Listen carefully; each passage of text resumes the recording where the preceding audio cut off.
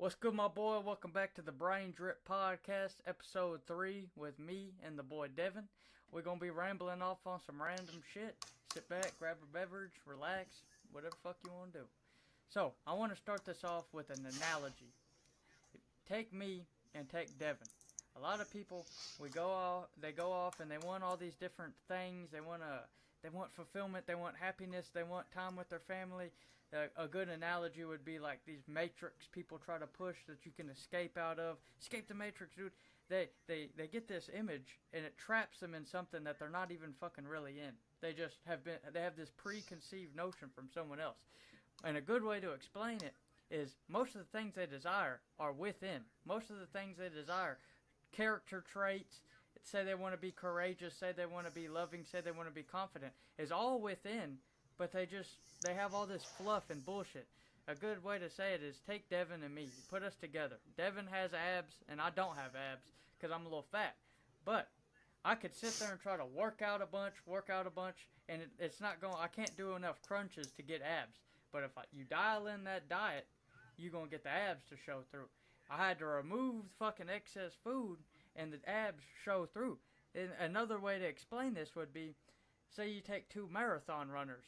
They both are the same physical condition, exact same physical condition, muscle structure. One of them, the day of the run, he eats like a big ass pasta dinner, bread, all this shit. He's like, oh shit, on this run, I might encounter rough terrain. Let me put on some hiking boots. Puts on these heavy hiking boots. He says, oh shit, along this run I might get thirsty, I might get all this shit. Puts on a big old backpack with sodas and a bunch of bullshit in their food, I might get hungry. He's like, oh well, I might encounter something that might get broken or I need to fix. Puts on a tool belt. And before long, all these different things he keeps adding to it.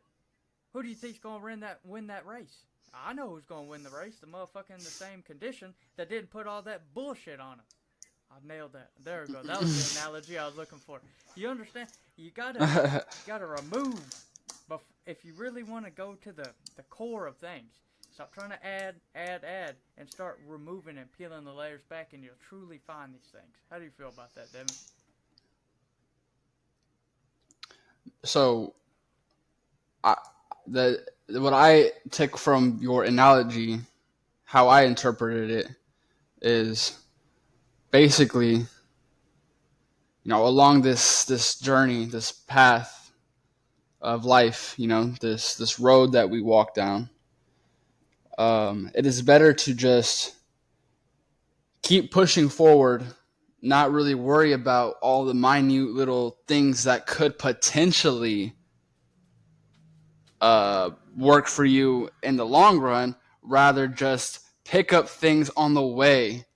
Pick up things on the way to your destination naturally. Just naturally pick up things like, do things that Interest you and benefit you. Yeah, interest you, benefit you in a positive manner, rather than like rather than going to the gym for 3 hours a day, trying to get like Ronnie Coleman. Just go to the gym for 30 minutes to an hour, a couple days a week. Learn how to actually train the muscles that you're trying to build, and work on that slowly rather than just hopping in the gym.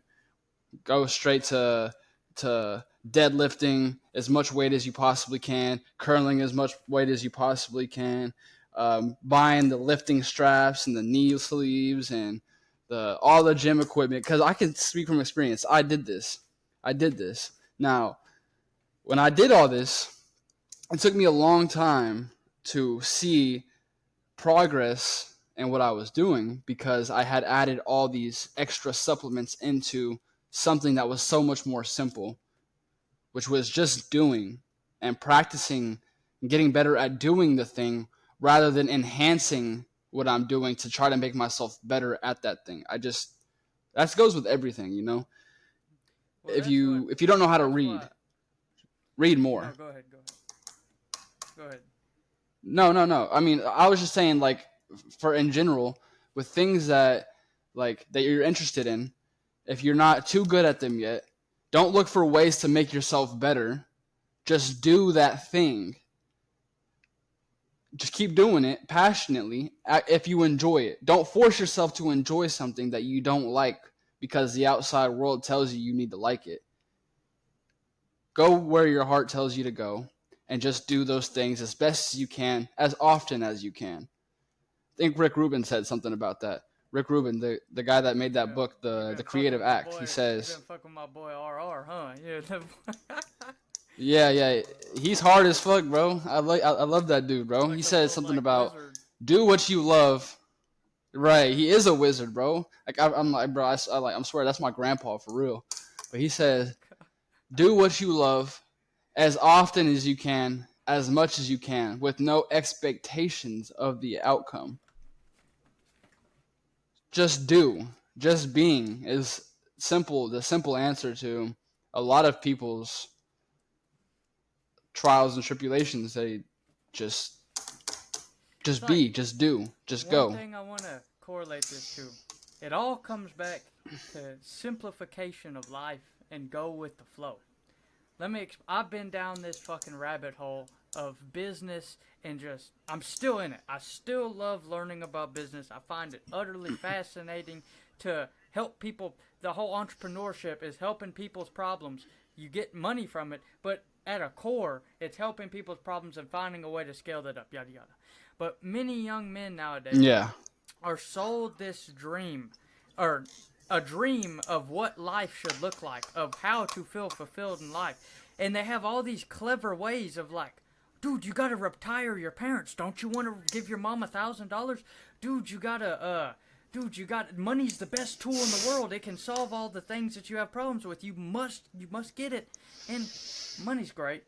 I make decent money for my age, for what I do. And in a year's time, with the way I've set up my goals, I'll make plenty of money and I really won't have to worry about it.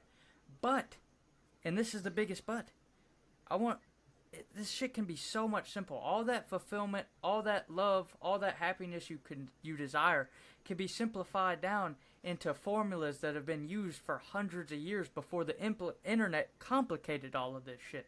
Think about the traditional family, man and a woman, beautiful bond. Beautiful. They love each other intensely. There's no fucking, oh, I want to fuck this person. I hate my wife. Fucking gotta go home to a nagging bitch. Life's hard enough without a nagging bitch at home. I don't like using that word, but that's the way I heard the analogy. But it's like, there's this traditional way that people have lived for thousands of years. Have children, find something, go fishing for hours. You're not gonna monetarily gain from it, but it's just relaxing and you'll feel fulfilled. And that's the way I love lives that I see that are fulfilling, of them doing what they love. I think of people like a Joe Rogan. I think of people like Rick Rubin. I think of some of the most famous musicians you see. What makes them I love their life so much is that, yeah, Joe Rogan's worth hundreds of millions of dollars. Yeah, Rick Rubin is worth probably hundreds of millions of dollars, a lot of these people. But Joe Rogan doesn't flaunt, look at my Bugatti, bruv. They don't do that.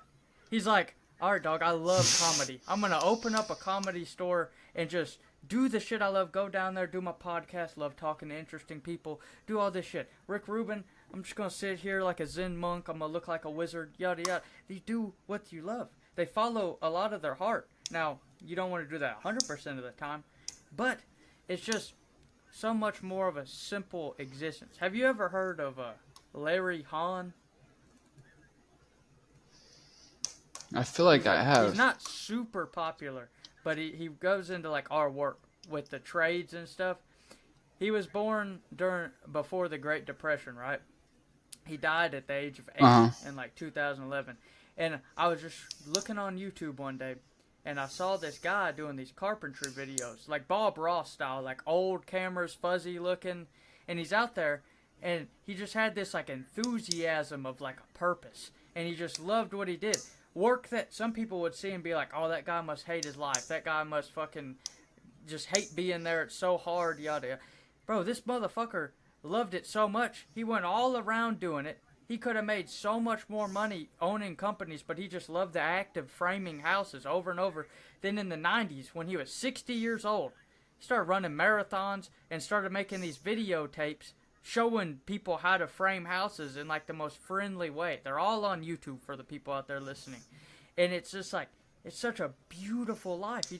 And then he started writing books about it, about the simple life, going through the Great Depression, shit that we don't need. Like, he would make comments in this one book I'm reading about, why the fuck do you need all of this extra shit? What is the point of this money? Oh, I'm going to buy all these different cars. I'm going to buy all this. Now, if you want to collect cars, that's fine. But it's just, a lot of people, they don't even have a purpose for their money, and they desire it. And this guy's life is a perfect example of simplicity. I mean, hammering nails and wood all day long, whole life. It's beautiful. To me, it's like almost like art to just see that life where someone is content. But the complete opposite of that, for me, would be someone like Andrew Tate. I believe he probably does shit that he loves. But there's this old saying, the loudest man in the room is normally the most insecure man in the room. I don't see any purpose or any reason to be like, oh, look at what I got. Look at this. Look at this. Look at that. Look at that. It just sends young men on a path that is, it's a dead end, and it's a negative repercussions at the end of it, because you see how many millionaires hate their life because it lacks purpose. I think of a Robin Williams. Right. That motherfucker was one of the best actors you'd ever seen. Now, he had a disease. He had Parkinson's real bad, and that was one contributing factor. But towards the end, you didn't really see him in that many movies. He kind of, I don't want to touch on because I don't know him personally, but he had this purpose throughout his whole life, and he stopped doing it. Bunch of money. That's not going to solve your problems, dog. Mm-hmm. Right. I feel like that's something that I got caught up with too. Was back, like I said, like closer to like when I was 16, going up to like 18, 19, 20 years old. I would get sucked up into like TikTok, YouTube Shorts, Instagram Reels, all this crap. It first started off as like bodybuilding culture. It started off as I actually liked to work out. You know, I wanted to grow more self-esteem, more confidence in myself. And then it grew into, oh, I have to look like this guy. I have to do what this guy is doing, or I'm not good enough. You know, I have to be getting this many views on these pictures that I'm posting, or I'm ugly, or I don't like, you know, like it started to not become like a passion, like it's something that I was following it because I liked to do it. It became something I was following because somebody else liked doing it. And I noticed this trend from like, now that I'm looking back on it, from the time I started working out to the time that I ultimately decided to stop like following people, like blindly following people that didn't know what they were talking about, which is probably like a year ago. I stopped like just blindly following individuals that said that were just saying stuff on the internet, because I noticed that every time. Right, exactly. You're like, oh damn, he has the house or the cars or the clothes or the lifestyle that I want. Or what you think you want. So yeah, what they told me that I wanted.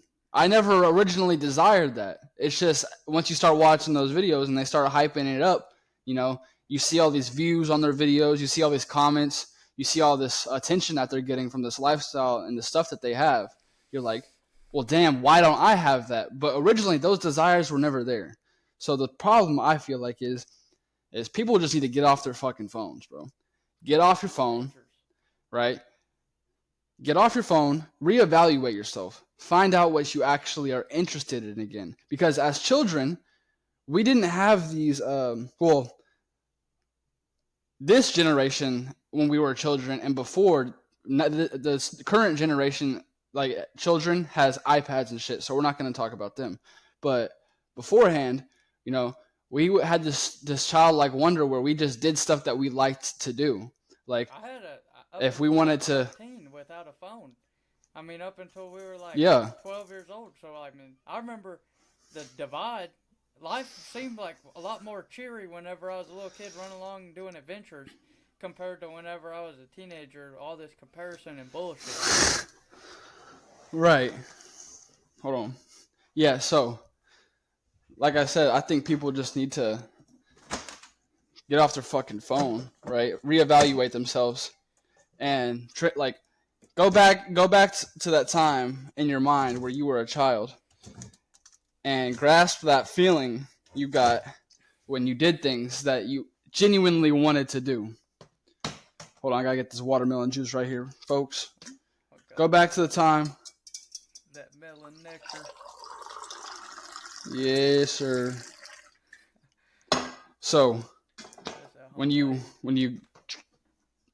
yes, sir, when you go back in time and you grab that feeling that you once had when you were a kid, you can almost evolve.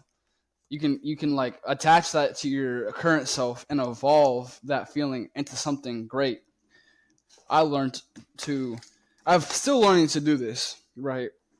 Because there's this part of me that wants to become successful, like, and all these things. I want to like be successful, and I want to have.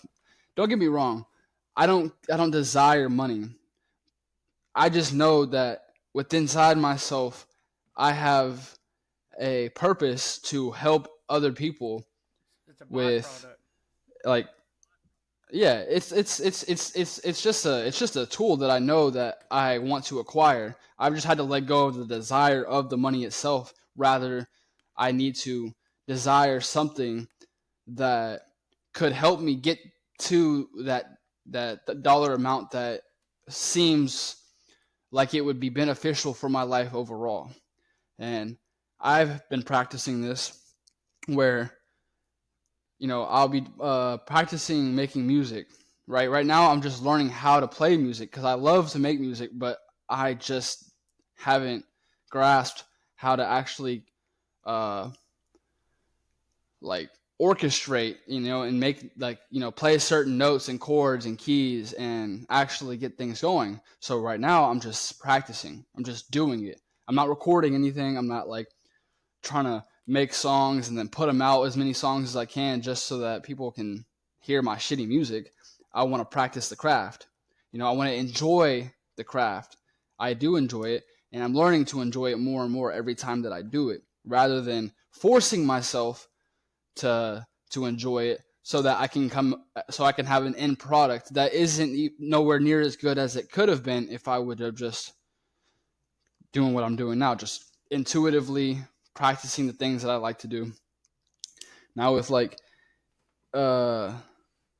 that's something like that's like a creative act, right? That's something that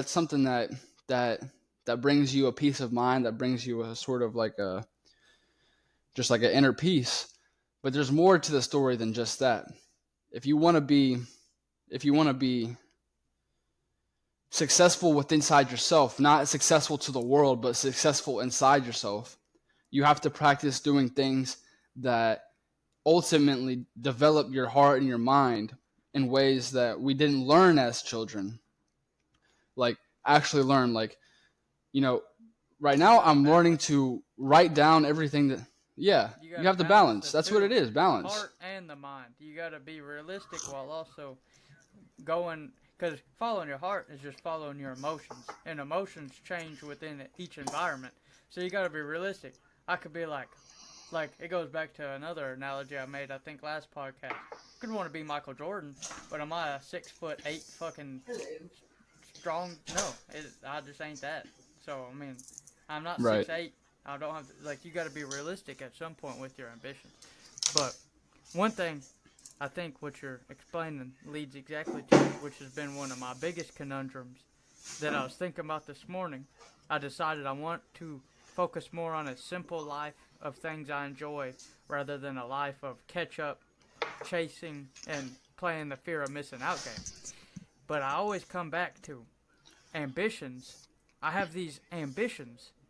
How do I balance these with contentment? Where's the correlations between that?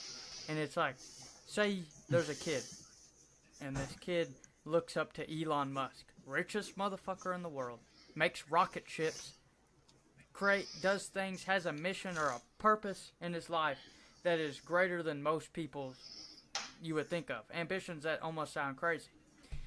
How would you mitigate having those types of ambitions and those size, but you also balance in all of the, I'm not going to be materialistic. I'm going to be content. I want to live a simple life and do what I love. How do you balance those big-ass dreams, but also factor in the simple contentment route?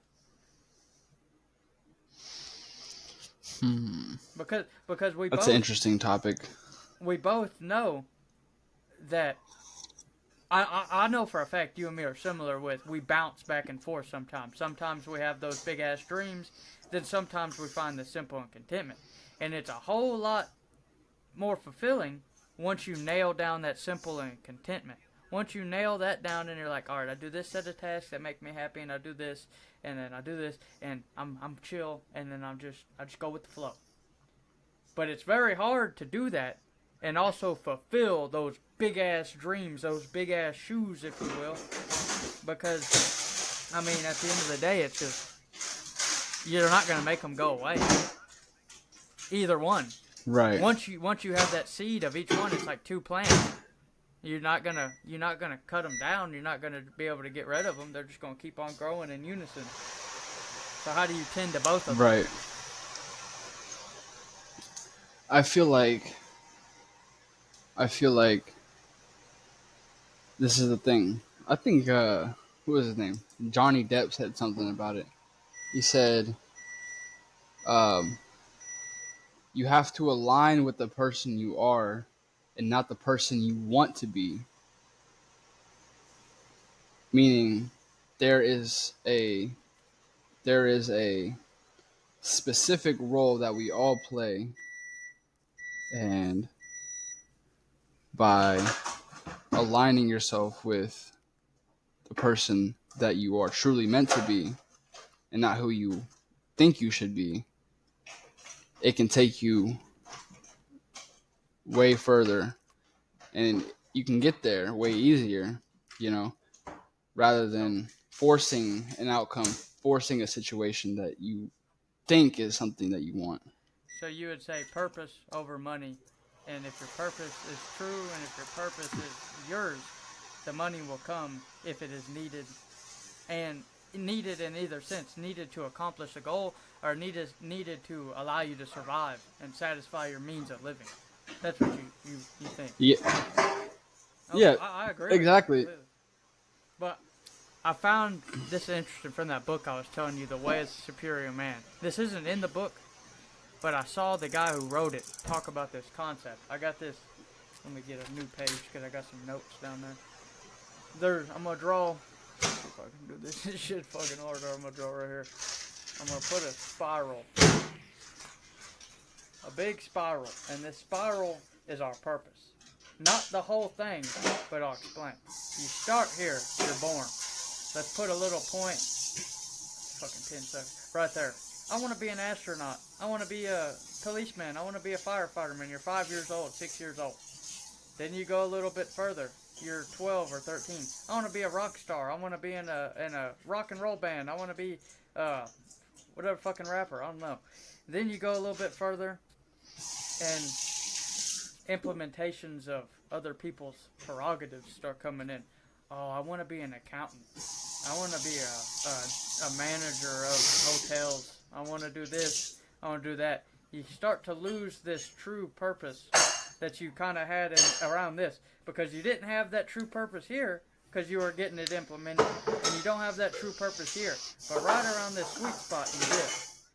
Then you fall off and you start following your own. You'll go along, and like me, let's say 8 months ago, I want to make YouTube videos. I want to be famous on YouTube. The seed was there, but it wasn't my true prerogative. I come. That sounded terrible. I go around the spiral. That's a little bit better. I go around the spiral. I want to make YouTube videos. I don't give a fuck. I'm not gonna do Mr. Beast editing. I don't give a shit about none of that. It's not me. I want to help and inspire young men with things that I've dealt with in the past, as well as give them guidance. I'm not the smartest. I don't have the most wisdom. I'm only 20 years old, but I can give what I have. Then come along a little bit further. I'm still wanting to do this. It's eating on me that it's not happening soon enough. Come a little bit further into where I am now. I love art. I've always loved art. But during this whole gray period of the YouTube and that, I was fed this bug of, oh man, I need to make a bunch of money. I need to do all this. I need to be financially free. That bug got to me again. It's that in-between point. And I finally decided within the last couple weeks, fuck all that, dog. I'm going to do exactly what I want. I make enough money from my job, and I like my job. It's simple. Yesterday, I put tile in on a backsplash. I thought I was going to get to work and it was going to be ass. I thought I was going to hate it. It made me fall in love with my work 10 times more. It was so fun working that wet saw. You can't get hurt. You get to shape it. And it made me have a realization of my job. I love oil painting. I love music. I love art forms. Building isn't art. Building isn't art. That's what I kept saying. Bro, it is the ultimate art form. It is full body. That's what it, bro. It's hard. It's full body to help somebody, and also, like, it is visual. It's visual. You can feel it. It's all the sensories. And whether people agree or disagree with me, that's how I've come to make this connection on my head. I don't have to fucking work for somebody I don't like. I don't have to do that. And I can still go off on my own and do it. I'll find work. Got to cut out all that fluff. And at the core of it, like I was saying at the beginning, there it is. There is my purpose right in front of me. Now, like this spiral goat, your mic's cutting out. It's doing that thing again. Oh, there it goes. What up? It's whenever you flip it up, but the spiral, going back to the spiral, this is not just this. This is never ending. The end is your death. The end is your death. That is your end. I might go along and hit another point. Hey, I don't like doing this. I might get burnt out and to put it to the side and say, hey, but I'm going to follow with my purpose what I truly do. Now, realistic actions that come down to, like, that are going to completely fuck over my life. Like, if I was, like, I had a thought in my head where I'm just like, I want to go buy a house and buy 50 acres of land and a brand new $100,000 car. I have a purpose to do that. Yeah, well, that's when you start putting your head into it instead of the heart. You start finding that balance between it, and you're like, you know what? That's not fucking realistic. Maybe later in the future. Put it to the side. But truly, Right. This has helped me understand purpose in this life. This little spiral, just a little fucking drawing on a piece of paper, as well as the realization of looking at what's in front of me. Because if you're one of the people who believe in go with the flow and everything happens for a reason, all of that stuff, then what you have right now, all you need to do is remove the fluff from it, and it's right fucking there. Maybe what you're doing you would like, or maybe Right. what you're doing you need to remove and go and do something you are like. Say you're an accountant and you hate the fucking digits, all this shit. You hate sitting in an office. You like being mobile. You like doing all this shit. Well, maybe at home you got a little thing where you do paintings or whatever the fuck hobbies people do. So maybe removing your fluff would be quitting that job and go be a starving artist for a little while. Don't be a pussy. That's the worst that's going to happen. That type of shit. That's people need to develop that mindset of that is how you achieve fulfillment, is by following your heart with those types of things, removing the fluff. Do you agree with what I'm saying? Right. Yeah. It's really that simple, honestly, because we develop these lives that have been influenced by outside sources. Like, think about it. Before social media, before politics, before any of the mainstream culture that's been developed, right, back in the old days, they didn't have, I mean, let's go even further. Let's go ancient times, right? Everybody kind of knew what their purpose was as they grew older, but you didn't have nobody telling them that this is what they had to do. Like, like Vikings, right? Everybody that was born into the Viking culture knew that they were going to be a Viking, right? And then they had a specific trait that they learned inside of the culture that they just were naturally good at. It's just like we have to get back to those roots. They all correlate with the simplification part. Right. It's all just like all these people, and maybe that is my answer. Shit, maybe that's my answer to like my whole dilemma of like giant desires and all this shit. A story I'll tell you. Yesterday, I haven't drank alcohol since April of this year. Since April, and I've always good job, bro. Good job. Since I was like 11 years old. That was the first time I got blackout drunk whenever I was like 11 years old, and ever since then it was like this thing where I knew like if I went and I drank this much out of a bottle, I'm gonna feel good, boy. I'm gonna be buzzing, boy. I'm gonna be riding that buzz, floating. And then I decided to just put it down. Maybe it was somebody online being like, grind set, dog, you gotta hustle. Maybe it was that made me put it down. I don't know. Anyway, I'm sitting out there with my neighbor, and our lifestyles are they're similar in terms of we both do blue collar work. But me, my grandpa, and him. Now, these motherfuckers, they drink like 8 to 12 to 20 beers every single night.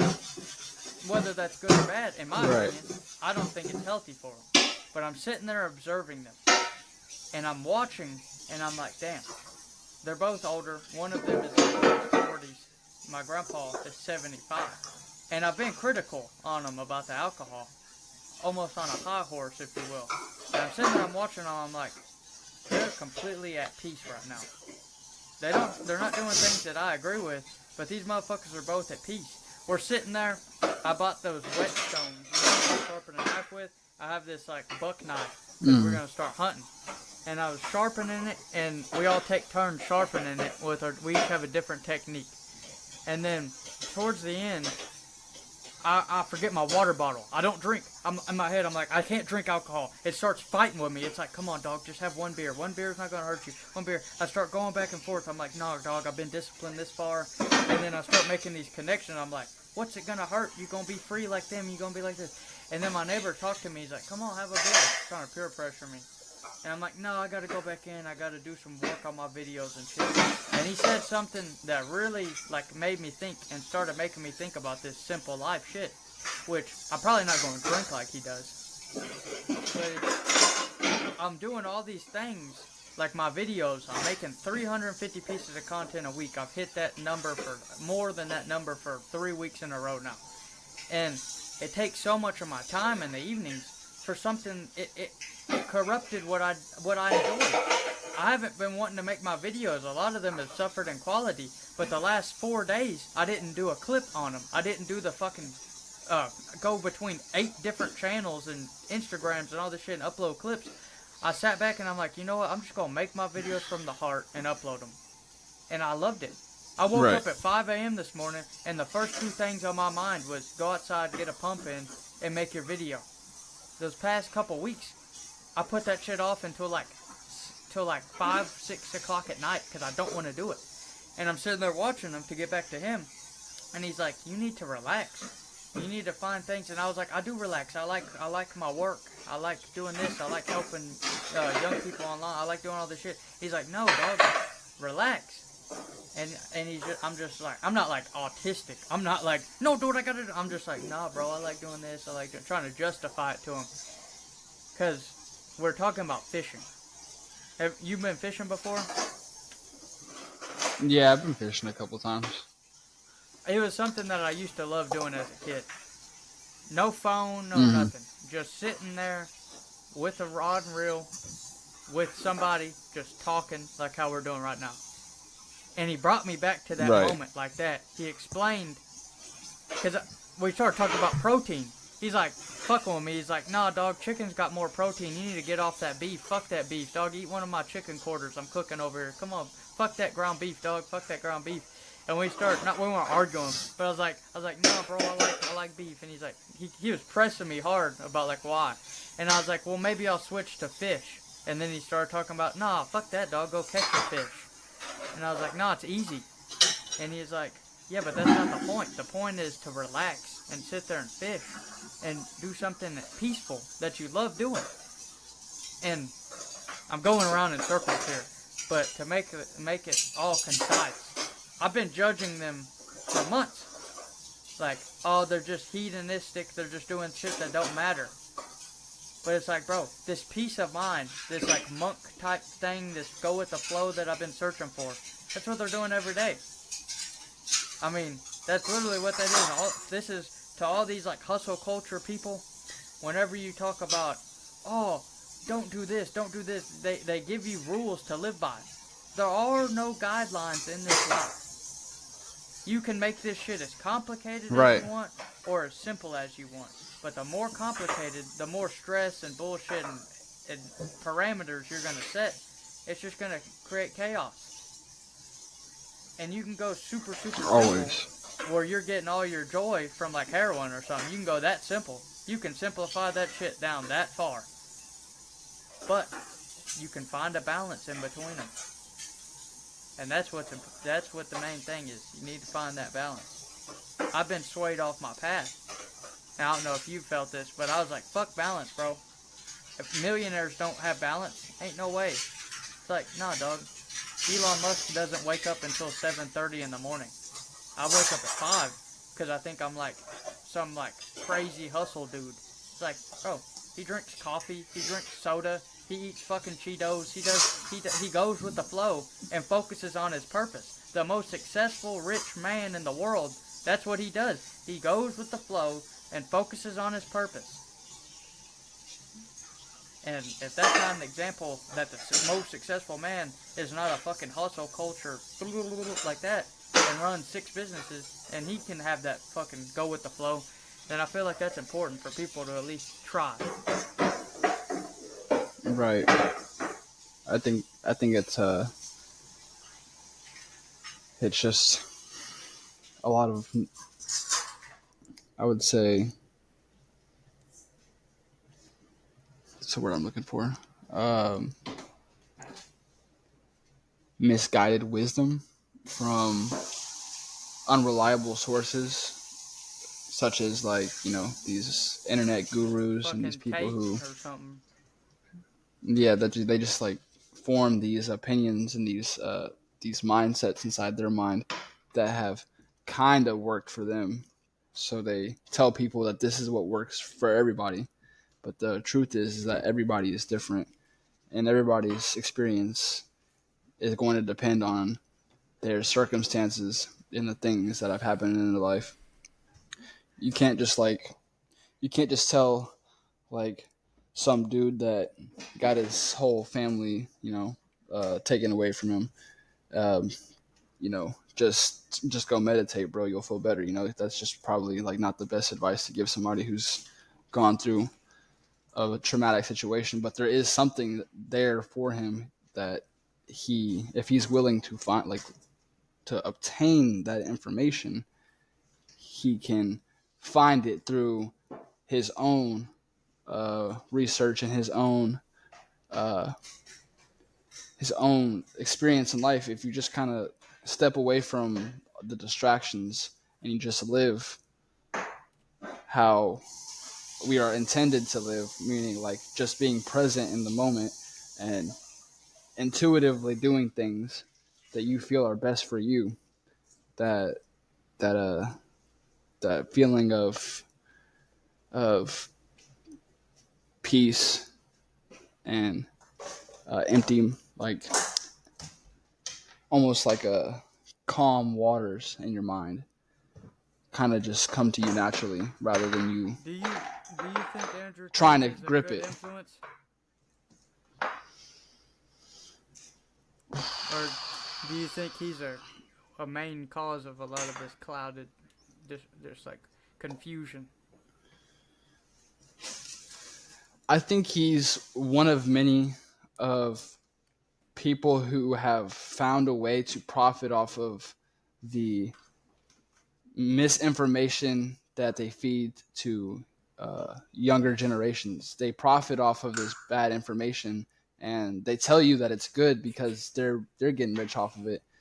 But in reality, most of the information that is like super popular, super like super mainstream, all this stuff that gets put out there that's super like all over the internet is probably not good for you to look at. Like just like think about the news. Like the news doesn't do anything good for you rather than just cause fear and just tell you all the bad things that are going on in the world.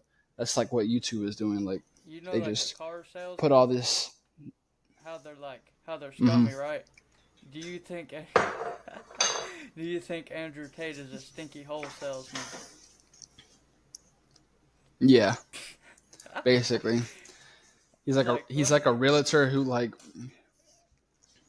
Who's pushing like stinky hole? What were you gonna say? He's like, come on, dog, just go fuck as many women as you possibly can, dog. It's like, for all the discipline these men preach, and they get hung up that they can't even keep their dick in their pants with one woman. That's like the crazy thing to me. Right. It's like, bro, you got a relationship that you have a loving relationship, right? And me, I've been down that route before, where it's like I'm running the gauntlet on Tinder, I'm meeting someone like every week, just trying to like, it's just bullshit, dog. I'm gonna take care of these, Ms. Gonzalez. If you don't have a connection with the person, and that connection can run very deep, but if you don't have the connection with that person, it's just meaningless at the end of the day, especially as something as deep as love with one person.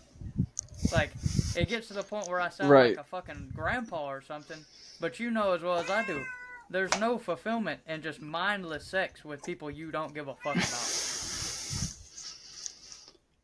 You know, I think it's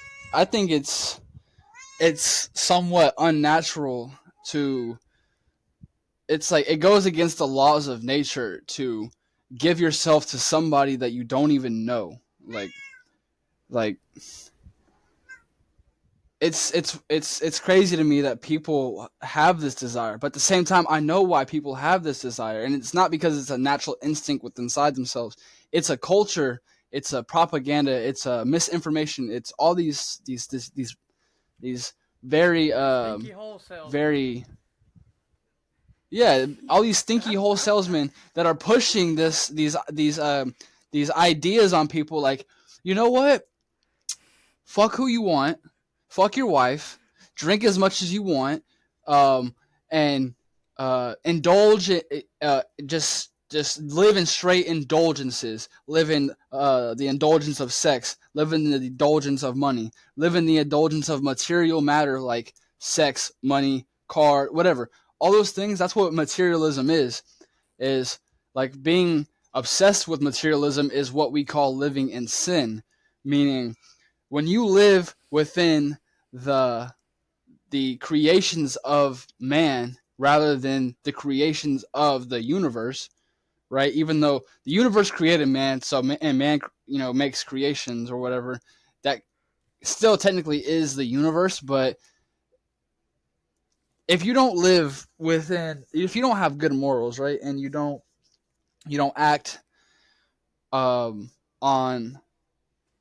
morals that benefit not just you but the people around you, this could ultimately lead you down a bad path that you don't even know how you ended up there. Most people are like, well, my life fucking sucks. I don't know how I got here. I'm a good person.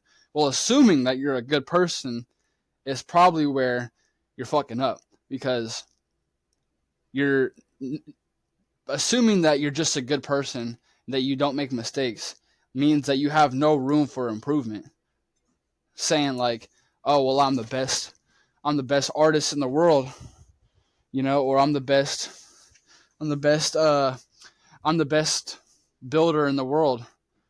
So that means that you're saying that you don't have improvement. You don't have room to learn from other people and room to learn from your own mistakes. Rather, you think that you are perfect. And I'm just going on a tangent here. But no, basically, I understand what you're saying. The loudest man in the room is usually the most broken or insecure, and that's what they got to be loud for, is they got to have a cover-up.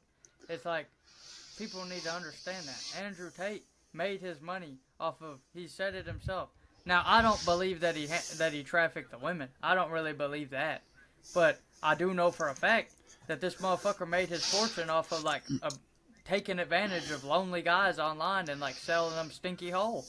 I mean, that's Mr. Stinky Hole. That's what you call him. Top stink hole. That's his. Stop stink hole, bro. But it's like you gotta realize he's just doing that same thing again. But he's instilling all of these trendy things that are good.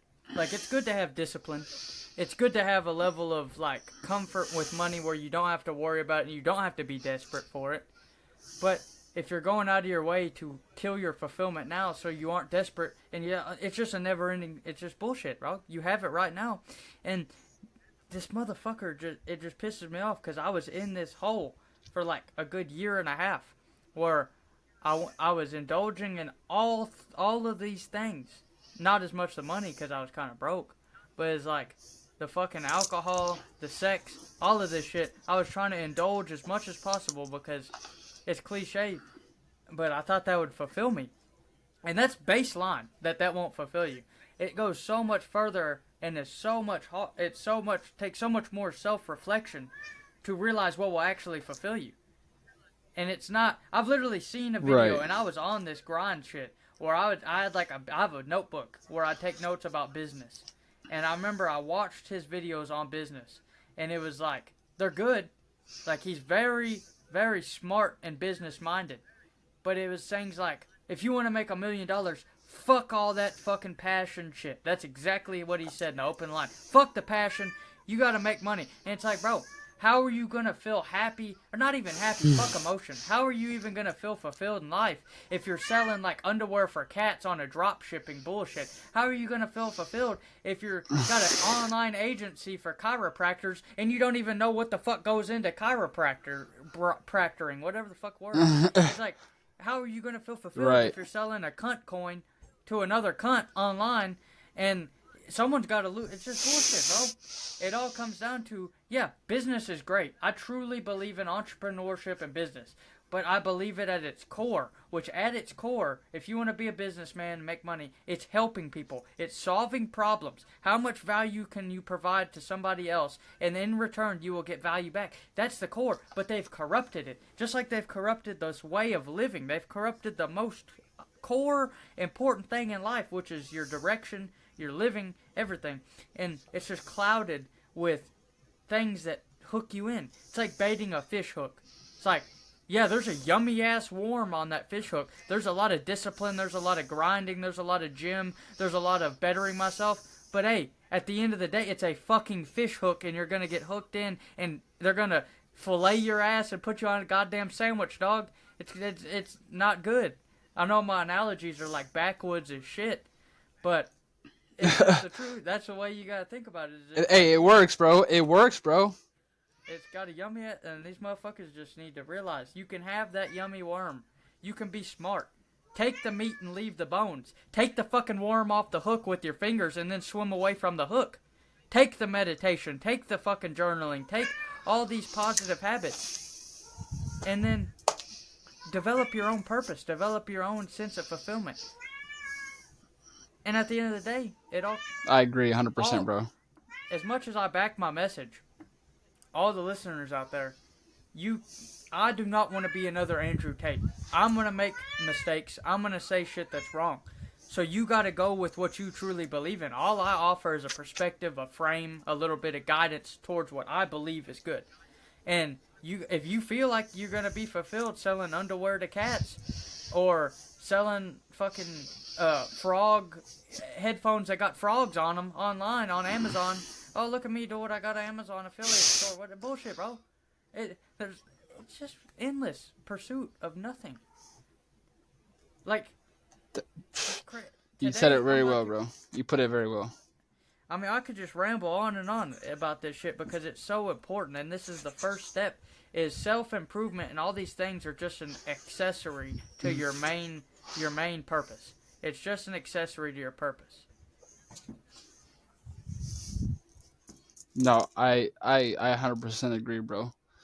I would advise anybody watching to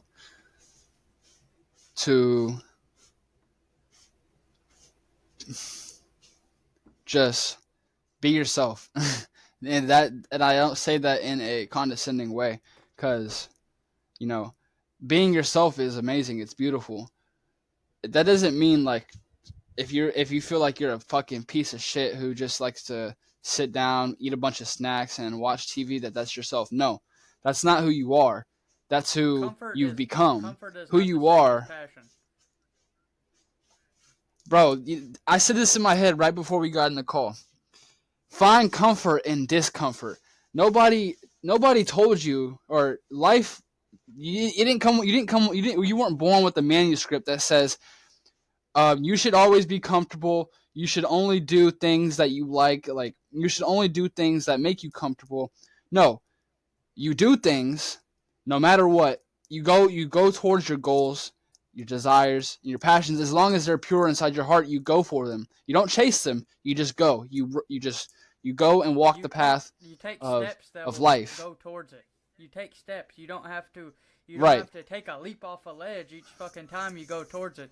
It's like the best way to explain the difference between comfort, passion, purpose, those things. I'm gonna put purpose and passion, and this is one thing that comes up in my mind is like, all right, somebody young out there, they're gonna think purpose. What feels good in my heart? What feels good sitting on the couch watching fucking episode 3 of Ahsoka on Disney, or feels good watching Breaking Bad. Binge watching the Breaking Bad. Yeah, it's a good show, dog. But here's where comfort comes into place. It's all the balance of it's all a balance. Yeah, you can.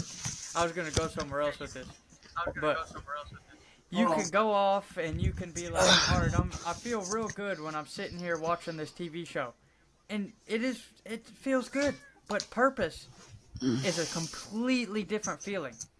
Purpose is, oh man, I'm so into this. I can't wait. I just want to digest. I want to do all this. I want to do this. Oh, it's running through your mind constantly.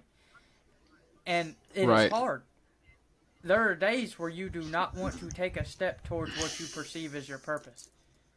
But you're on that zen. You're on that zen. Pack of zen. Boy. Oh, God. That wintergreen. Oh, God. Hey, that nicotine. Hey, it's just. That nootropic. Hyper focus. I was going off. Hey, I quit the vaping. Look. Hey, that's good. Hey, quit vaping, bro. Vaping is fucking bullshit. Vaping is killing y'all. I can see it in y'all's faces, bro. That's why I quit, because I saw motherfuckers.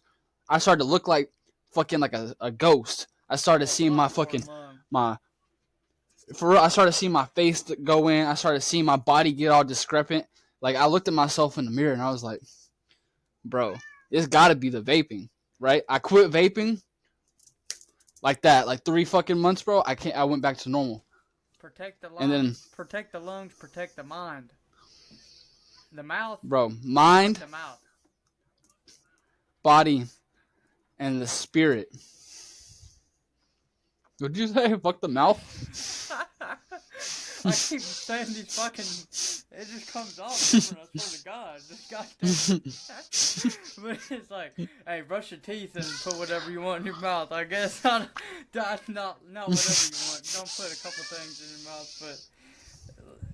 Hey, the Nicorette gum, that shit's expensive, but it's also pretty good. And the patches. If you be on them patches, get you like 8 scoops of instant coffee in the cup with a nicotine patch at 6 milligrams, you're going to be fucking on Adderall, boy. You're going to be on that natural. You're going to be geeking. I call that shit the natural. But I don't remember what I was talking about, but I do love me some nicotine. I won't go off on that little tangent there about people smoking weed, smoking cigarettes, whatever they vape, whatever they putting in their lung. No matter what you do, that shit, your lungs are the gateway to, not the gateway to your mind, but it's like, bro, think about that. That is your life. You're breathing in the oxygen that fuels your body. Think about a fire. There's a fire triangle. I learned this shit when I was 5 years old. You got oxygen, you got the fuel, which is the wood and shit like that, and you got God damn it, what else do you got? God damn it, bro. You got a triangle. You got three things. One of them is fucking oxygen. You're the same way, bro. You got that brain. You got that balls. You got everything. You need oxygen. Breathe down in the balls and it goes straight up to the dome. It's a full circle, dog. You get that shit right. You corrupt it. You putting, like going back to my thing with me and Devin, the abs, the analogy of cutting the fluff. You start putting all this toxic fluff of soot and smoke in your lungs. It ain't gonna go down to your balls. It's gonna stop halfway, and you ain't breathing in them nuts, son. You breathing in your throat. Fuck the atoms out, but we breathing down to our nuts over here, dog. Deep meditation. Hey, bro. Off shit, son. Hey, no bullshit, bro. I'm trying to get the full motherfucking circulation down to my toes, bro. I'm trying to feel the breath in my toes. You dig? Down like to the testes, down to the toes. Dude, I'm not gonna lie to you. Sorry, y'all. I gotta spit in the bottle so I can talk. So I ain't. Nicotine nectar, boy. You gotta swallow that nicotine. Nah, bro. My stomach gonna be. My stomach gonna be on fucking gargle. Bro, last night I had a pack like, of bro, and a cigar in my mouth. I was going crazy. I couldn't get no beer. No, sir. Hey, them cigars, I don't get that shit in my lungs. That's why I said fuck the mouth. I put that smoke all up in my mouth, pack a lip full of dip. Fuck it, boy. I'll beat cancer. I'll go with the flow on cancer's ass. He ain't gonna catch me. Shit, bro. I mean, look, I've known people who smoke cigarettes their whole life that don't get cancer. My belief is, right, what I've studied a lot, bro, about so mind, body, spirit is not just a term, but it's a universal code to who we are as human beings and how we should act according to our journeys, right? Now, through your journey, you should take care of your mind, your body, and your spirit. All three of those, and every single day you walk, you have to be focused on those three things. Alongside everything that you do should should complement those three things.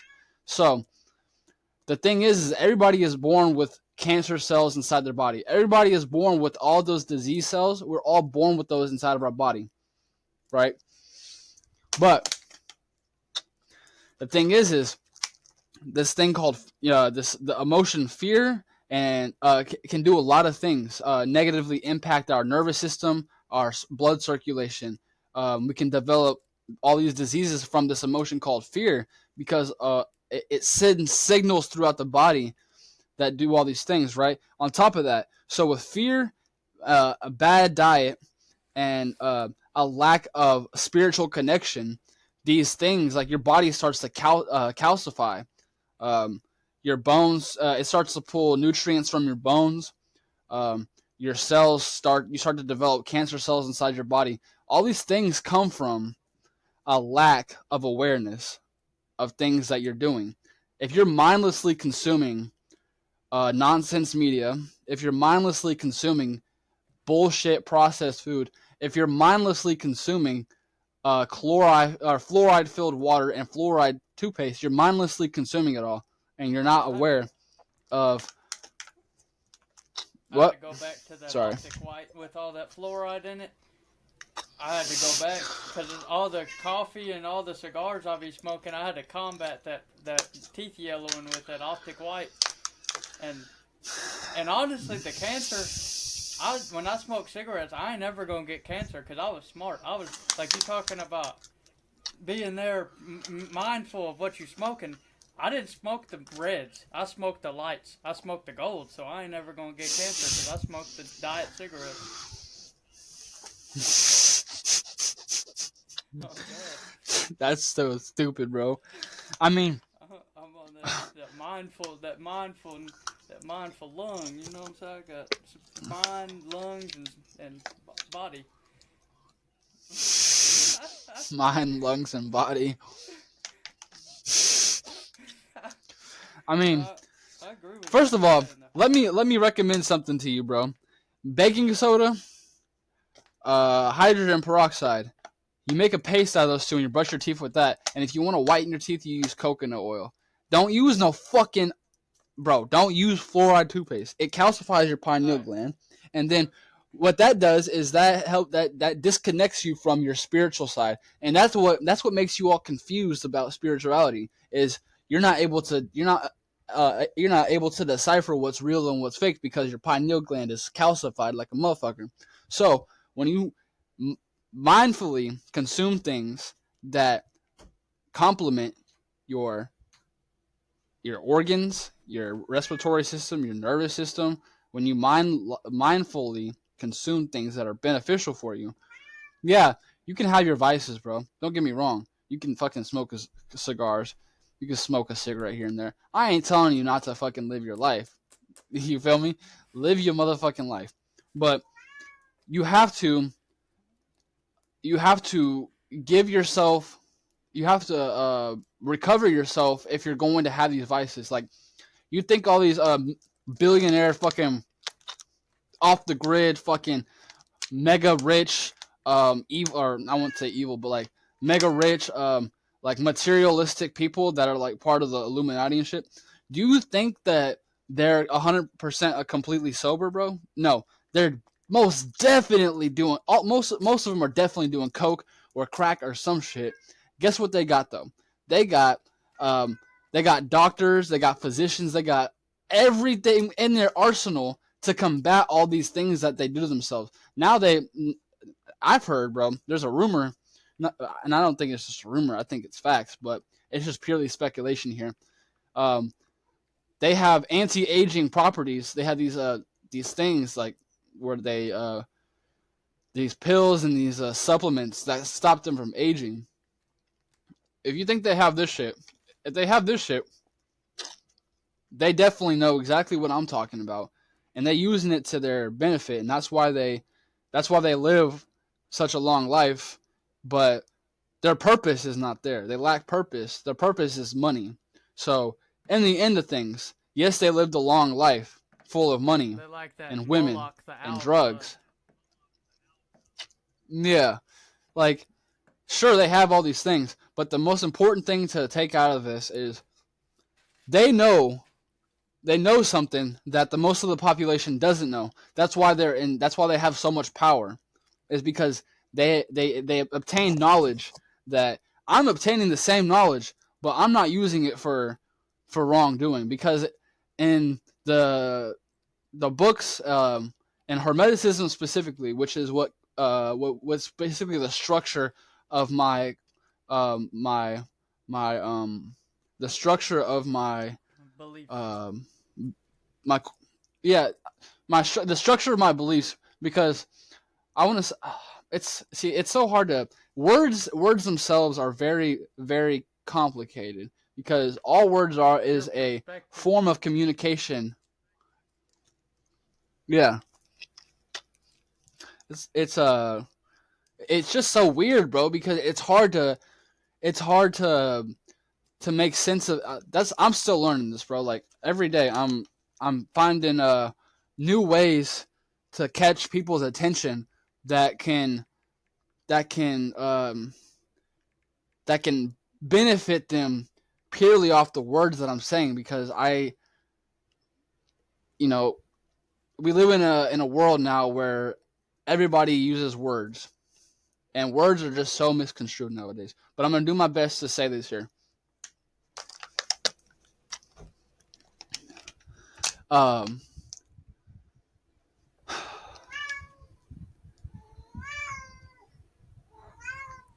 the cat. For real. Hey, Drac, shut the fuck up, bro. Yeah, I'm talking to your ass. I'm talking to you, bro. Shut the fuck up. I got 3 cats in here, bro. I deal with this every morning. Fucking 5 a.m. screaming his ass off because he wants to eat. But it ain't even his time to eat yet. He don't eat until like 8 o'clock. I don't know why he's screaming. But besides the point. Hey, that wouldn't even work, bro. I promise you, bro. He just I don't know what it is, but like, I love him to death. He just be talking. But so Talking about truths. where I founded. So I founded my my belief patterns off of this book called the Hermetica. Right? When I read the book, it opened my mind. It opened my mind to a world I didn't even know existed. And I read the book. This isn't I didn't listen to audio. I didn't go on YouTube and look for um um things that deciphered the words that were written on the pages. What I did was I read between the lines, meaning what you see is not necessarily what that actually means. The meaning that you find in things comes from the person that you are on the inside. So if you're a negative individual, right? If you look at the world as purely negative, you're going to grasp negativity out of everything that you see. I know everybody here has experienced somebody in their lives, situations quite frequently, that you meet somebody and they just hate life. They don't like what they're doing, so they feel a need to talk down on everything that's around them. Oh, this song is trash. I don't like the way they did this. Or this movie is garbage. This actor is a fucking dipshit. He did this, so I think the whole movie's bad. Like, that's how you start to perceive the things that you see. It's not because of the things that are being shown to you. It is because of the person that you are. That's what karma is. Karma in Indian, in the Hindu culture. Alan Watts. I listen to some Alan Watts podcasts while I'm at work. I switch from music to podcasts while I'm working, so I can get a good balance. You keep going. What you finna put on, bro? Entertaining the audience with visuals. Hey, look. So, the more that I grow within inside myself, the more the more the world starts to become clearer to me. The more I start to grow my spiritual side of myself, the spirit body and the spirit mind, the easier I can perceive, or the better I can perceive the reality around me. And like the best way I can explain it is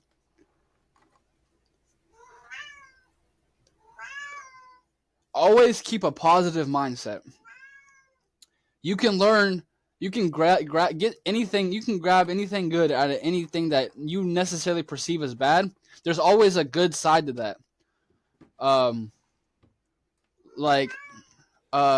give y'all an example. So right now I'm working this construction job,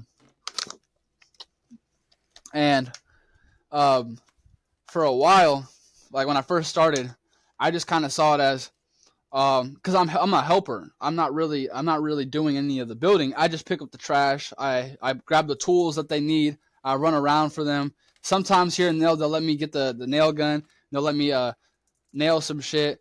They'll let me do some things, but they haven't really like made me a part of their like their immediate crew who actually constructs the buildings. At first, I looked at it as like, oh, well, I'm just the dog who fetches the bone. It was a very negative perception of what was going on, and I kind of took myself back, and I took a week off of work there because I thought I wasn't gonna go back. I was like, you know what, I'm gonna find something new. I'm gonna go. I literally applied for 30, 40 jobs, bro. Right after I tried to quit there. I didn't even tell him I quit. I was just like, I told Zane, I was like, I'm probably not going to come back. Like, I don't know. Like, I'm just not feeling it.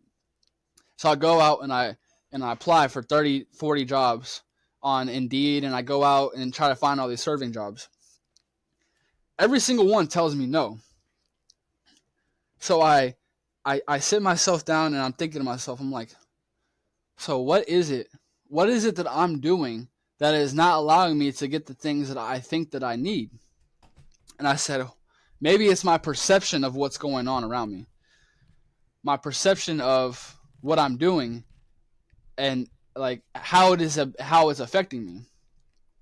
So I our friend, me and Cameron have this is how we met through one of our friends.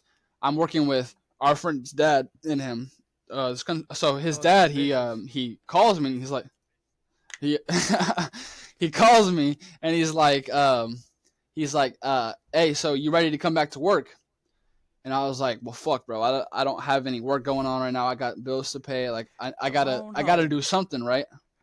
Right, exactly. So I was like, fuck. I was like, okay, all right, yeah, I guess I'll come back and work with y'all. And I think it was the first day I came back to work with them. We went all the way, like it was like 3 hours, 3 hours away. Like I can't remember off the top of my head where we went, but we went out of town to go work. And while I was up there, I just like it was a whole new environment, and I just looked at everything around me. There was a bunch of tall trees, and we were out in the middle of the country. And I was just looking at everything. I was like, this right here, this in itself is positively affecting me because I get to see things that I've never seen before. I'm getting new experiences that I wouldn't get if I was just working in a restaurant, right? If I was just working in a restaurant, I'd be meeting new people. Skills, everything. Yeah, I'd be meeting new people, but and making more money, but I wouldn't be it wouldn't be positively impacting me because I know this from experience because I used to work serving jobs. I used to work at steakhouses. I used to work at I've worked at like so many restaurants, and every time it didn't feel right in my spirit. It didn't feel right in my soul, so I did not stick with it. But something kept calling me to this job. It was like, the universe was trying to set me on this path, and when I started to see the good in the work that I was doing, my perspective started to change. How I viewed it started to change. It went from I'm a dog that fetches the bone to hold on, I'm a dog who does the work that they necessarily don't want to do, and I'm actually helping their life as well as growing myself. At one point, I'm sure, there's people out there who are like exactly, one petal on the flower, one drop in the rain, right? One fucking grape on the divine. Yep. So basically, it's just perspective. It's just perspective. What you perceive is what you see. I've said this for a while now, and I never actually grasped it until I got the job that I have now. I had to do some inner work. I had to do some self-work to actually understand what that meant. What you perceive is what you see. I said that before I even knew what it meant. I said it for a while. I would tell people this. What you perceive is what you see. And I didn't understand that until the past few weeks where I was battling myself in my head. Like, I would like have these thoughts that come up. It was like, oh, fuck this shit. Fuck this job. I don't want to do this. It sucks. It's manual labor. I feel like I should be getting paid more. All this shit. And then I would draw myself back and I would tell myself, these thoughts that you have are not positively affecting your life. They're not helping me grow. They're not helping me do anything. So let me find a new way to look at these things. When I start to have these thoughts, I let them float right by. I see what's happening, and then I reevaluate why I feel this way, and then I assign a new feeling to that action that I'm doing. And every time I go back to that action, I have a clearer more understanding and a better feeling within inside myself of how to pursue that thing. What do you think about that? Perspective on trades. It started off like yours. I've worked for the same person you have, and I'm not gonna knock him because it's gonna counteract my next point that I'm gonna make. But it's the backbone of the country. One, I could go over a lot of egotistical reasons that drove me, that kept me going. Like, one thought and one frame that I would always think of is 90% of the workers here are 40 years or older. Most young men on our generation will not do this work. And that would feed my ego. I thought I was different. Thought I was, like, cool because of it. And, hey, I still am. Y'all boys ain't got shit on me. But, that's besides the point. There's a sense of fulfillment when you realize you are literally the backbone of the country and it's hard. It's hard. You go online, you go on Instagram, there's this person your same age, 20 years old, with a fucking Lamborghini in Dubai, and he's got all this shit, don't gotta worry about nothing. But it's like, at the end of it, yeah, that seems nice, that's cool. Is that the life you truly desire? The money, maybe I would. I haven't had the money, so I can't say. But it's like, I know what I have now, and I know what that guy has. There's a lack of purpose and fulfillment there. Purpose and fulfillment for me, right, and I believe a general population, comes from being useful. I can't think of anything more useful than all these crypto guys making millions of dollars. Who powers the building they're in?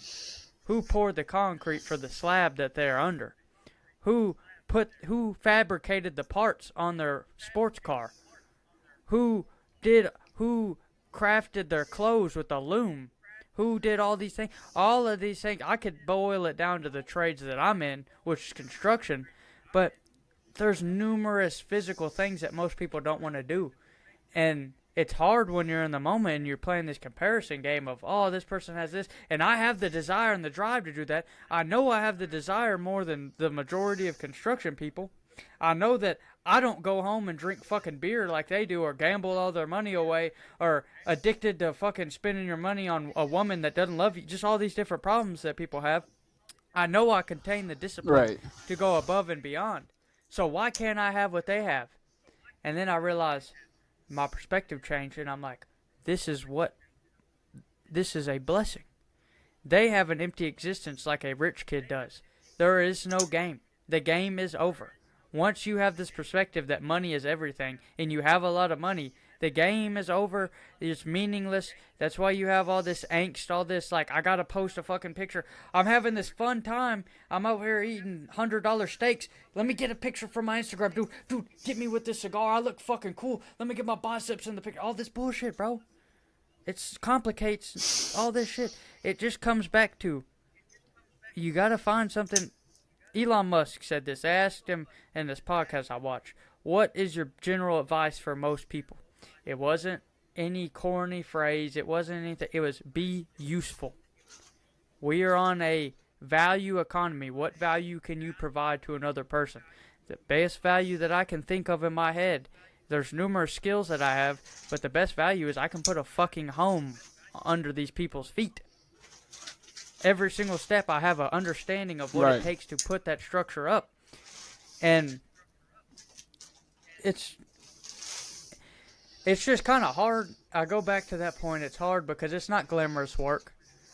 You meet with a bunch of people in a room that are your age, and there's parents around. What are you doing? What is your goals? What are your dreams?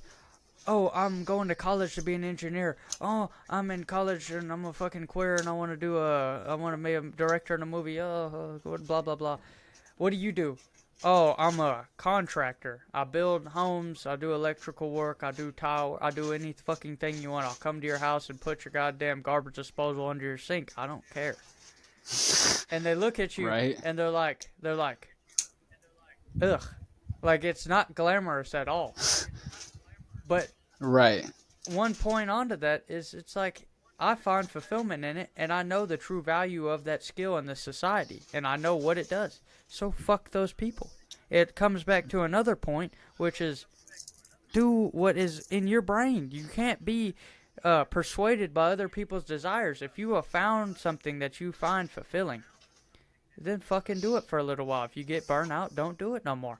Just constantly stay moving and evolving, and just that's my best perspective and advice I can have on this shit. Because I guarantee you, yesterday I had the best day I've had in 2 months. Putting this tile in, just having a fucking blast. I'm running back and forth. I was like a little giddy kid, running back and forth, measuring my tile, making sure it was precise, going to the wet saw, cutting the piece of tile, putting it into place, getting it just perfect. I felt like I was doing my oil paintings again. I was getting that tile in perfect spot. But then there's also days where I gotta carry bundles of fucking shingles up the ladder and I want to shoot myself in the head. Not literally, but metaphorically. There are going to be monotonous days. It also goes back to the purpose versus comfort argument. You got to understand what you are doing that is passion and purposeful, and the difference between comfort. I feel good when I sit on the couch and watch a TV show I'm really into. It's complete, and it feels good. But that's just escapism. There is a real world with a simple life that you can live out there and have fun. Think about the people that moved to Alaska. Like, that's a fantasy a lot of young men I've seen play with or joke about.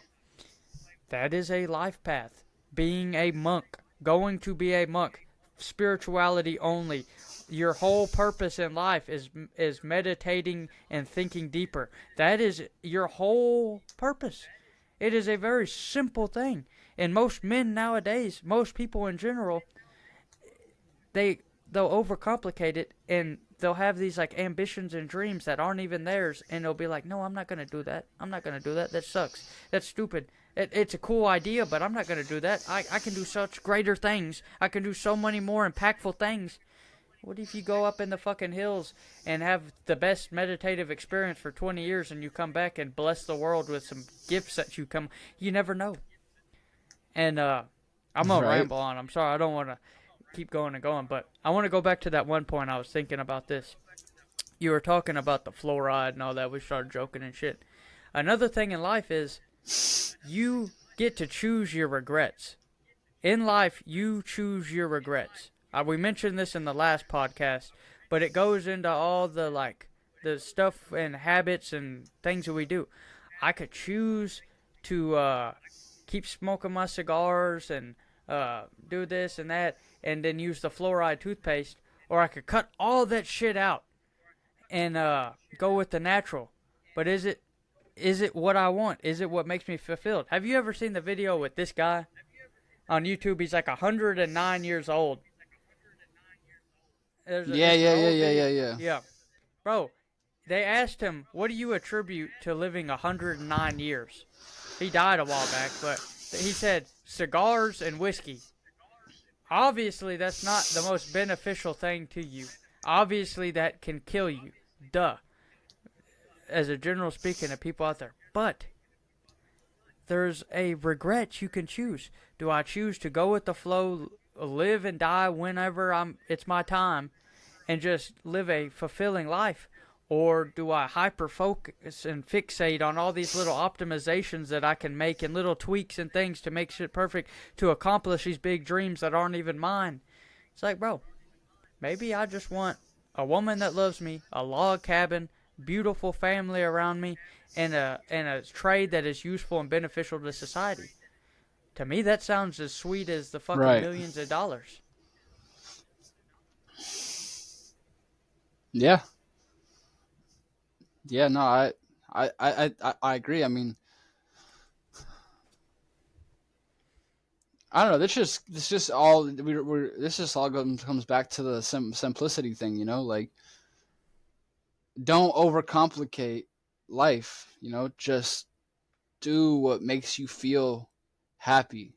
Do what you love. Do it as much as you can, as often as you can, and anything that is supposed to come with that will come with that if you are truly passionate in what you love to do. Don't let the doubt creep in, you know, like I I constantly have to remind myself of this, Just because I'm not Mozart on the piano doesn't mean that I won't be good at making music, you know. It's just I was never I didn't grow up being taught how to play music, I've always loved the sound of music. It's always done something to me. It's always taken me to this place that I couldn't describe. So I've always wanted to make it. But I was never taught, I was never handed a book on how to do it when I was a kid. I was I was neglected. Your mic cut out.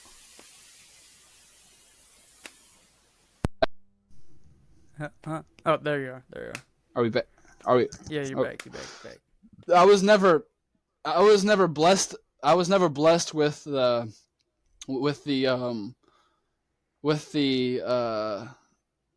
I didn't. First of all, I grew up without a father. Yeah, I grew up without a father. So my mom, she was a single mother who worked all the time. She didn't have as much energy to put in the things that I was passionate about. So she did her best to nurture and love me as much as she could. But she had to play mother and father role. And her job was, she felt was better, was to keep food in my stomach, keep clothes on my back, and a roof over my head. Those are her three main concerns, which is honestly a blessing in itself. And I'm very grateful that she instilled those things into me. With that being said, though, I lacked the musical. Like I lacked people telling me, yeah, musical ineptitude. Like I didn't get the pamphlets. I didn't get the spreadsheets. I didn't get any of that. So it was like, for me, for a while, I just kind of put it off as like, well, I'm not good at it, so I just shouldn't do it. But it's something I like to do. I'm a creative, just as you are a creative. Just like I'm sure a lot of people listening to this podcast is a creative in their own way. Whatever you do is an art form. It doesn't matter if you're a fucking baker baking motherfucking bread. That's an art form. But you have to be passionate in what you're doing, or it's not an art, it's just an action. Being creative is not the action, it's the energy that you put into the thing that you love to do. That is what being creative is. That's all it is.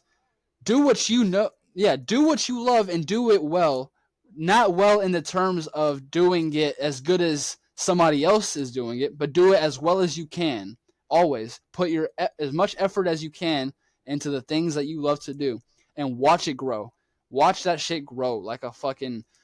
It'll happen, bro. It'll happen. See how you said you made a point that was beautiful, and that was how, like, the creativity is the effort that you put into something, the passion, how you bottle and channel that. Going back to that little point about, like, comfort, this is the thing that so many people, comfort is not just, I make the analogy of sitting on the TV, watching bullshit and whatever. Comfort is not wanting to do something and not doing it because you justify in your brain, not doing all this different shit. People, this is the best practice that I've learned. I learned this from construction, and I learned this from the person that I'd call a mentor, my boss, is take pride in everything you do. And I didn't practice this until like 5 months ago. Even if you hate it, it is like a practice. If you hate it and you want to get better at it, you say you don't know a lick of anything on the guitar. It's uncomfortable to play without knowing the guitar. It's uncomfortable to go to the gym without any strength and not know what the fuck to do in the gym. But you try it and you put passion and different creative ways to do it into these things, and it becomes a rewarding experience. And right. That is my best piece of advice with that, is to truly practice the act of putting as much effort into every little thing. I hated working at Subway. What did I do? I listened to podcasts all day and didn't focus on any of my work at all. Like, I'd have like customers and I'd like wouldn't be listening to them. I'd turn around and be like, oh shit, there's a fucking customer there. There's shit, dog. If I would have took that practice then of taking pride in my work, smiled at every fucking customer, even though it was a bullshit job that wouldn't have got me anywhere besides climbing a fucking Subway corporate ladder bullshit, right? Well, I understand that. The fast food jobs are meaningless. But if I would have taken that practice of putting my pride into everything I did, it would have transferred over into all of these other aspects. I'd be sitting down on the couch and I get a creative bug to go and do something. Oh, I don't feel it. No! That taking pride in your work is going to make you fucking jump up, do that. It's also another word for it could be discipline, but I feel like the pride in your work is a little bit more of a pinpointed phrase on this, because it's like, I don't like picking up trash at my job. It's just two people, and I do all of the fucking cutting, all of the nailing, all of the crafting. I even come up with my own ideas for the things and have input on it. But, and there's a big but, I still have to fucking pick up trash. I still have to do the shitty tasks. I still have to have shitty days. But if I choose to practice taking pride in my work, there's no way it's not going to transfer into other aspects of your life, and there's no way that it's not a positive. It's just it's a better perspective and frame. Exactly what you're saying right there is what is called alchemy transmutation, which a lot of people think. What a lot of people think, I don't know. I'm sure quite a few people listening right now have watched Full Metal Alchemist, the anime. A lot of the animes themselves are allegories to life itself. If you actually pay attention to what's being shown to you, you can actually find some true meaning of life shit inside of these animes. But with a Full Metal Alchemist specifically, you can see a visual representation of what transmutation is, and transmutation is turning lead into gold, which means turning the most mundane, shitty experiences, and turning it into something positive that actually impacts your life in a way that pushes you forward and actually keeps you going rather than holds you back, because you can let a shitty experience impact you negatively and push you down further, or you can find a positive in the experience and learn from it and grow as a person, as a human being in general. It doesn't matter what you go through. I don't give a fuck what anybody says. You can say your mom got killed. I don't give a fuck. Sorry. But if you find an excuse it's okay to be sad if your mom dies, right? It's okay if something happens to a loved one that's unfortunate, but don't choose to look at it as something bad that happened to you, because if you do that, then you're only going to ever be a sad individual the rest of your life. But if you choose to look at it as, well, my grandfather passed away. My grandfather actually did pass away, and I didn't sit around and fucking mope and cry about my grandpa passing away. I know that's not what he would want me to do. I know he wouldn't want me to fucking be a bitch about it and fucking be weeping and crying for the rest of my life because he passed away. I know what he would want me to do. He would want me to keep working hard and keep his memory, keep his spirit inside me, and acknowledge the fact that he is in a much more better place, a more free place where he's able to see. Yeah, somebody told me something. My father passed away, and I never actually knew my father, but I always had this connection with wanting to have a father. But somebody told me something that changed the direction of my life dramatically, and I think it was when I was 13, 14 years old. And they said, whenever you look into the sky, you see the biggest, brightest star. That's your dad watching over you. And at first, I was like, man, what the fuck are they talking about? I was like, what? What are you talking about? But every time I would look up in the sky and see a fat star, I'd be like, I'm gonna make you proud. It was so natural. It was like I didn't force that habit inside myself. It's just something inside me knew that all of our loved ones, they go into the stars, right? Their energy cannot be created nor destroyed. So that energy gets transferred into a higher realm, and you can use that perception to actually navigate you anywhere you want to go. And I'm using death. It is very, very powerful. And if you choose to look at everything a glimmer of light, on it, because darkness cannot exist without light, and light cannot exist without darkness. So, like, there is such thing as toxic positivity. You can always you can be a toxic positive person, meaning that you think that everything is just fucking unicorns and rainbows and sun, like just always sunshine. Or you can choose to acknowledge the fact that there is darkness in this world, but you yourself are the beaming, shining light that that illuminates the darkness. And if you choose to see yourself that way, nothing can go, like, yes, there's going to be things that impact you in a way that are here to test you. And if you so choose to persevere and look at the positive side of those things, you will gain more confidence, more energy, more creativity.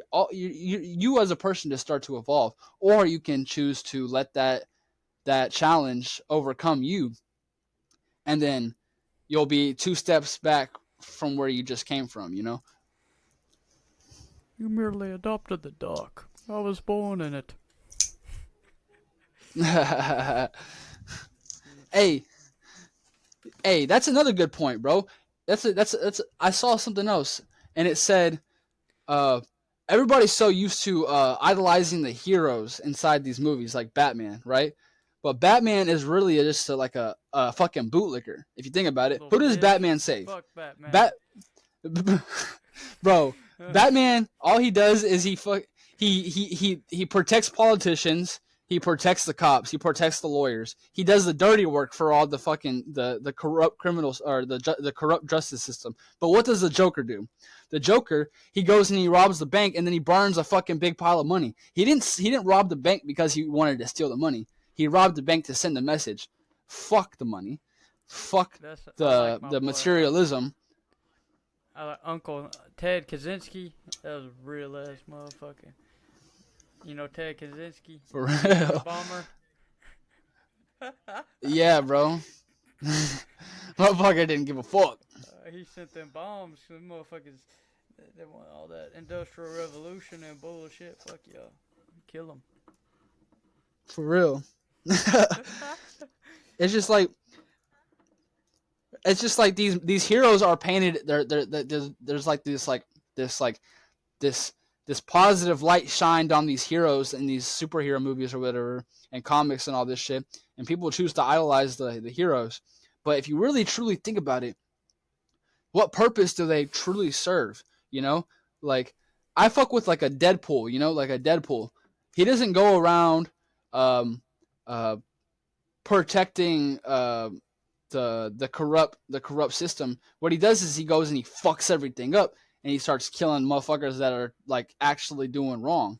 And I don't give a that's fuck why he's about superheroes. I like Rainbow and shit like that. They gon' get that shit. Like that. Right. Yeah, bro. Deadpool, like, he's a fucking. I mean, I do think that the concept of like idolizing anyone in general is just kind of dumb, but it is okay. And, like, first of all, anybody listening, do what you do. It's your life. This is your experience. Live it how you choose, that you seem fit and best. Just because something works for me doesn't mean it's gonna work for you. So I'm not telling y'all to do what I do, but me and Cameron here, we are giving y'all advice that has helped us evolve in our own paths. Exactly. So don't if I say something here that you translate as a personal attack, first off, get out of your feelings, okay, and put yourself up and understand that I'm not attacking nobody. You are who you are, and you like what you like. If what you're doing is positively impacting your life and you're helping people around you, that's all that matters. If you like to fucking read comic books, read your comic books. If you like to play with fucking action figures, play with those action figures. I don't care, as long as it makes you happy. But what I'm saying is don't These are my Go opinions. ahead. If Go you ahead. don't fuck with my opinions, I don't care. You can suck the cum on my dick. Shut the fuck up. You gonna have to edit that shit out, bro. No, I'm gonna leave that shit in there. I don't give a fuck. Fuck 'em. Hey, no, but really though, like, uh, my perspective is my perspective. I have a prescription, right? My prescription fits me, helps me see clearer. I'm not gonna put my prescription on you because you can't see out of my prescription. But use the knowledge that you hear that turns on that little light in your mind. Take that knowledge that we say and use it to apply it to your own life. If you hear something we say that doesn't positively impact you, then don't fucking listen to it. It's not for you. It's for the other people who want to hear it. But if you do hear something that you like, then use that to your advantage. That's what I do. You know, I hear a lot of people. Go ahead. No, go ahead. I was just gonna say, I watch a lot of videos on things that I'm interested in, and I read it like I read quite a bit. If I hear something that doesn't quite resonate with me personally, that I'm kind of like, I don't really know about that one, bro. Then I won't argue it. I won't try to discredit that person. I'll just be like, okay, maybe I'm not yet at the level of understanding that they're on, so I'll move on to the next thing. If I come back to it, then 9 times out of 10, when I come back to that thing, as I've grown, I'm able to understand what that person was saying more. But don't get caught up on who's right and who's wrong, because generally this is all a perception game. Exactly. Take the meat, leave the bones. Take what you find good out of it, lead all the shit. Opinions are like assholes. These are our opinions. You show, like, it's like us basically showing that some smell like shit, some don't. It's just how it be. Take that how you will. I want to, before we end it, because we're getting there on the time, I wanted to give you I want to ask you an 8th month plan. I'll explain what I mean and I'll explain mine, but I've constructed an 8-month plan for my life of different actions and different things I will follow, and then the rest of it I'm going to kind of go with the flow as it goes. So right now, my hopes and dreams in an 8-month period, I don't know if I said year or not, but 8-month period is I'm working this construction. I'm gaining skills as I go. I got about 8 months worth of work left. I got a bunch of remodels, a bunch of frames to build, a bunch of bullshit. At the end of that, and while that, I'm going to be saving up $10,000 to buy me a truck. I've already got a trailer, a big-ass gooseneck trailer, and my goal is to break off from my mentor and go on my own. At 21 years of age in the construction, it's going to be kind of difficult, kind of hard, but I believe in myself to make it happen, and it's what's been calling me in my heart for the past month or two now. During that time, and this is for all the people who struggle with purpose, I have numerous interests. I'm going to keep continuing my videos. I might switch up the consistency of helping young men. I'm going to keep that going, all of that. Do art, do whatever I want to do, and I'm just going to kind of go with the flow with this shit. And that's what I've constructed in my head of my desires and a true plan that's realistic. What about you, Devin? It's funny you say that because I actually had this. I think it was today. Actually, I was working out, and I had this thought that came to my head, and I was like, I'm gonna set myself a goal. I'm gonna set myself like a time period, like an extended time period, like 6, maybe 8 months. I'll probably do 8 months like you are, just so that we can kind of keep like a steady flow. And at the end of the 8th months, we can like come back and both talk to each other like where we've been. So I'll probably do 8 months as well. But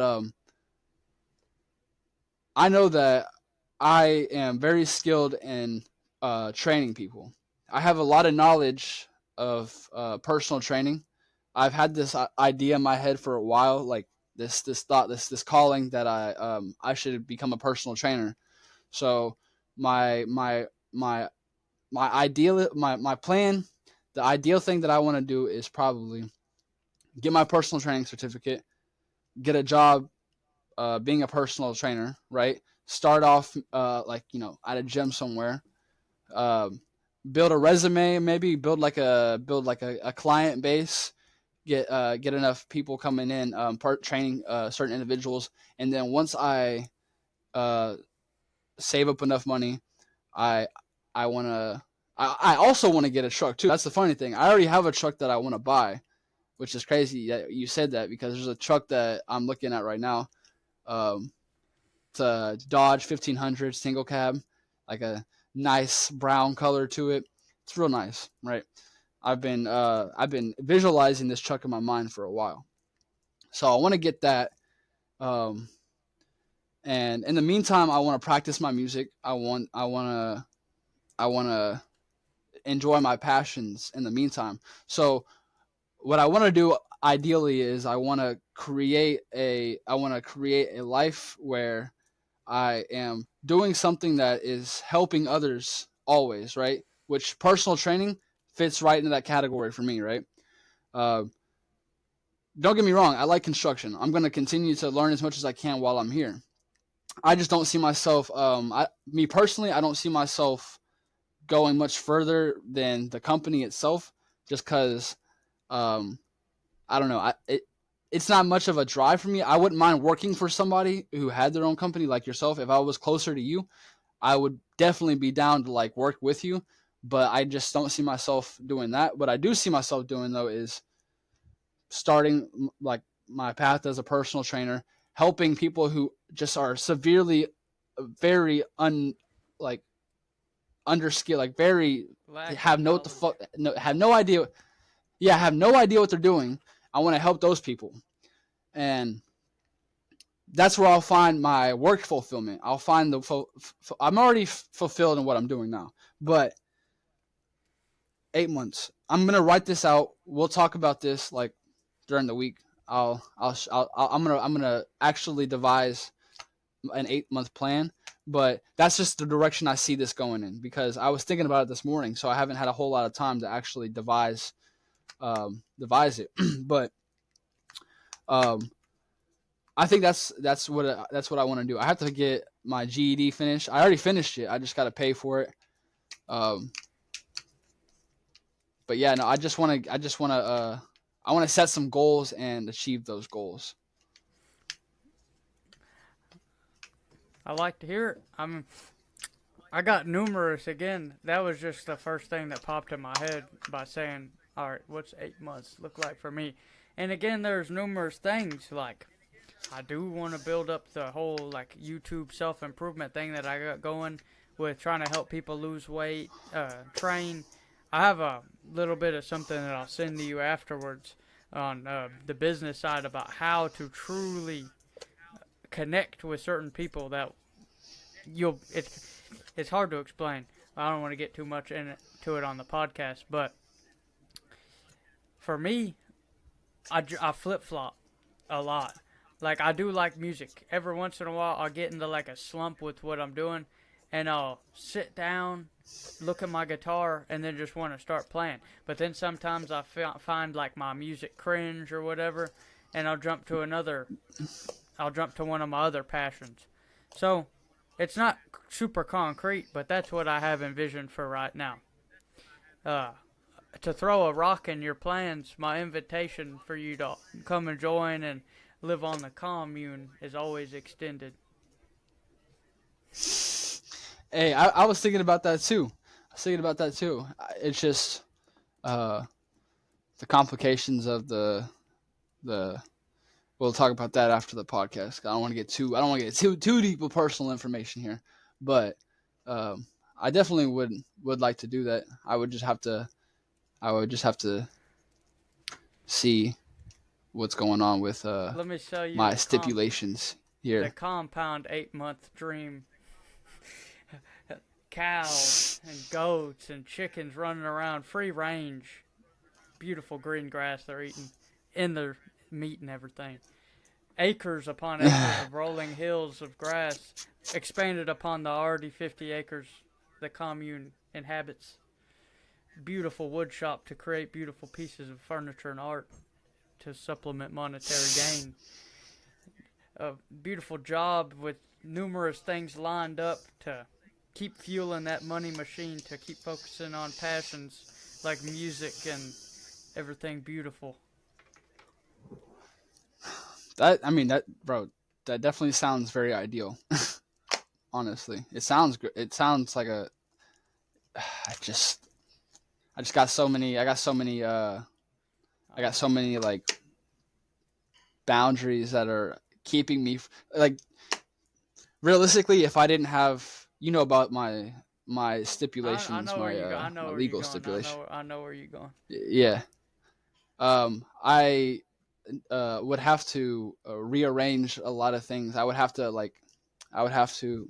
like talk to them, and that's like if they were to say yes, then that would mean that I would have to they would have to be transferred up to that area, and that means there would have to be a um, close enough place to that area to where I can make it every month too. You know what I mean? Like it's just there's just so many complications, bro. Like We'll talk if I about it a didn't little bit have that in off the the way air of anything, if you're uncomfortable. If you yeah, don't want to share too much of it, but I understand. It just yeah. that was my attempt of throwing a rock into the 8th-month plan. But Hey, all right, bro. boys. Go ahead. Final words. Oh no. Hey, Uh, uh, peace, love, unity, and respect. Love your family, love your friends, love the stranger next to you. Be kind, be true, and just keep living life, my friends. Chase paper, but enjoy your present moment and nature. Have a great one, boys.